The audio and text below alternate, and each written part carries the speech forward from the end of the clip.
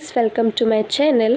Today we discuss one of the most famous poem of Sylvia Plath, Lady Legadius. It was published in 1965. She was an American poet. इस poem में उन्होंने अपने suicide attempt के बारे में बताया है। इस पोएम में बाइबल के रेफरेंस और कैरेक्टर भी शामिल हैं। बहुत ही इंटरेस्टिंग पोएम है, तो आइए शुरू करते हैं। मैं आपको बता दूं कि लेडी लिजाडियस नाम का कैरेक्टर बाइबल में कोई है ही नहीं। ओनली लिजाडियस नाम का कैरेक्टर है, जिन्हों को पोइट ने फ्रिक्शनल कैरेक्टर बना दिया है। यह पोएम स्लाइवा ने तब लिखी थी जब वो डिप्रेशन और टेंस में थी, क्योंकि उनके पति से वह दूर हो चुकी थी, उनका डिवोर्स हो चुका था। यह पोएम उनकी डेथ के कुछ ही टाइम पहले पब्लिश हुई थी। Start the poem. In the opening line of the poem she says, मैंने एक बार फिर मरने की कोशिश की। मैं हर 10 साल में ऐसा करती हूँ। वो कहती हैं मैं खुद को मार लेती हूँ और फिर जिंदा हो जाती हूँ। वो ऐसा इसलिए कहती हैं क्योंकि जब भी वो सुसाइड अटेम्प्ट करती हैं तो उनको कोई ना कोई बचा लेता है। वो कहती हैं मैं एक मेरिकल हूँ। मेरी चमड़ी स्किन ऐसी दिखती है जैसे नाजी लैम्पशेड। जैसे नाजी लोग यहूदियों को मारते थे तो उनकी खाल निकल कर लैम्पशेड बनाते थे, बिल्कुल वैसे ही मेरी स्किन वाइट लगती है।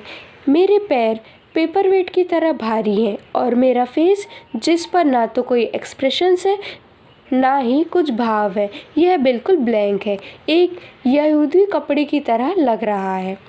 अब वो अपने एनिमीज़ के बारे में बात करती हैं, जो दुश्मन उन्हें बार बार बचा लेते हैं। बोलती हैं क्यों तुम मुझे डरना चाहिए।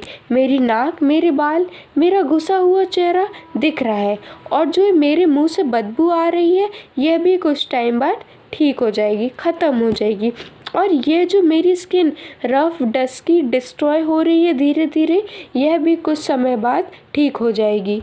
मैं बहुत जल्द ही पहले जैसी हो जाऊंगी और एक स्माइल करती हुई वुमेन की तरह सभी के सामने आऊंगी। अभी तो सिर्फ मैं 30 साल की हूँ और मेरे पास अभी 9 और अटेम्प्ट हैं सुसाइड करने के। ऐसा माना जाता है, रिलीजियस फैक्ट है कि एक बिल्ली के पास 9 चांस होते हैं मरकर जिंदा होने के। यहाँ पोइट ने मेटाफर का यूज़ किया है खुद को बिल्ली के समान कंपेयर करके। और अभी तो यह मेरा 3rd अटेम्प्ट है और अभी मेरे पास 6 और अटेम्प्ट बचे हैं सुसाइड करने के।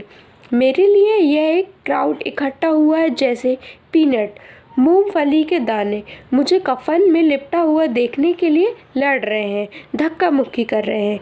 यह लोग तो ऐसे देख रहे हैं जैसे ड्रामा एंटरटेनमेंट चल रहा है जिसमें इंसान अपने कपड़े उतारता है। फिर वो कहती हैं हेलो लेडीज़ एंड जेंटलमैन, यह मेरे हाथ हैं, घुटने हैं। आप सभी की तरह मैं भी स्किन बोन की बनी हुई हूँ, but no one is interested in me. फिर वो बोलती हैं एक अटेम्प्ट मरने की तब मैंने कोशिश की थी जब मैं 10 साल की थी, पर उस टाइम मैंने जानबूझ के सुसाइड अटेम्प्ट करने की कोशिश नहीं की थी, वो तो एक एक्सीडेंट था।